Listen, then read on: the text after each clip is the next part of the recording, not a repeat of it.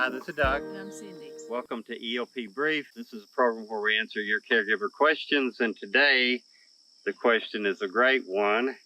How do we know that it's time to put a loved one in a nursing home? And thank you for this question. We appreciate you sending this in. Well, this is not easy sometimes, but where do we start? How do we know?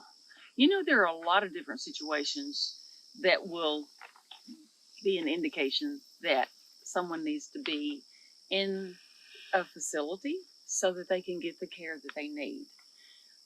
I can think of one, say husband and wife. Husband has Alzheimer's in the advanced stage. They live near a major road or highway, and the husband is up all times of all hours of the day and night, and wife can't sleep, and she's afraid he's going to get out in the highway and get killed. That is the time. You know, and we see them all the time in husband-wife situations where husband and wife are about the same age. Their health has both declined some. They've been leaning on each other for support and care. Maybe wife falls and breaks a hip. Husband's got issues himself. And it is really not safe for them to be home alone. Husband's doing good to take care of himself. And if he tries to take care of himself and his wife, who's just coming back from the hospital, trying to get up and walk, and she's not steady on her feet, they can both go down. And we've seen situations where they literally both go down at once, and then they're both back in the hospital at once, or both in a nursing home even the same day. Absolutely. And you know, they desperately want to stay at home. Maybe they've even promised each other that we will stay at home, we won't go to nursing home. But if your parents are in that situation and they're declining, you really have to keep an eye on this situation to make sure they're safe. Not only the sick spouse, and the sick spouse sometimes is one with Alzheimer's, but also the quote well spouse who maybe is cognitively okay, but maybe they've got a heart problem, maybe they've got cancer, maybe they've got Parkinson's, maybe they've got issues, arthritis really bad, and they're just really having difficulty themselves. And at some point in time, it's just not safe for them to continue to do that. And another time maybe when it's just mom alone. Dad passed away years ago. Mom's declining physically and she's slowing down cognitively, and the kids cannot be there to take care of her, and she doesn't want anybody else in the house. She doesn't want any strangers. Right. So that may be a time to transition. We suggest the family does a family assessment, which is what we define. You know your mom or dad better than anyone. You've known them your whole life because they're your mom and dad. You know their situation. You know how they did things 6 months ago. How, compare. How are they doing today versus 6 months ago?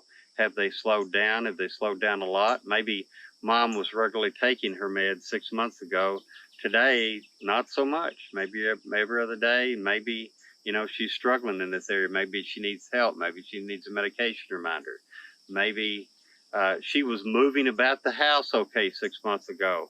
Now when she gets up, every time she gets up, you're afraid she's going to fall. Maybe she has fallen recently. Mm-hmm. And so you look at a lot of these things to see where they need help, right? Absolutely. And especially if it is a single spouse and they fall, that can cause trip to the hospital, then to the nursing home for rehab.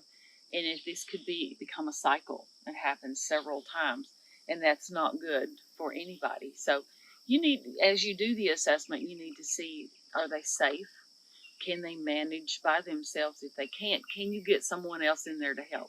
If you can't afford to do that, they can't afford to do that, or they absolutely don't want anyone in there, then transitioning from their home may be a good time. So you look at the family assessment because you know them. Also medical assessment. What are their doctors saying? Hopefully they've had a checkup recently. Maybe if they're in a hospital now, obviously it's real recently, but their primary care physician and also a specialist like a geriatric physician or some other doctor that specializes in issues of aging. What are they saying? So all of these are things that you look at in making a determination as to whether someone needs to go to a nursing home and how to facilitate that. So we hope these tips have helped. Hope you're having a great day. And thank you for being a caregiver for your loved one. You're making a huge difference in their life.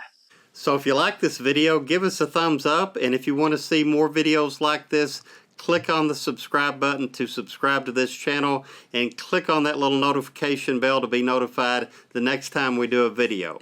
And if you want to interact with us, check out the description below and leave us a comment and let us know what legal or caregiver topics you'd like to hear about.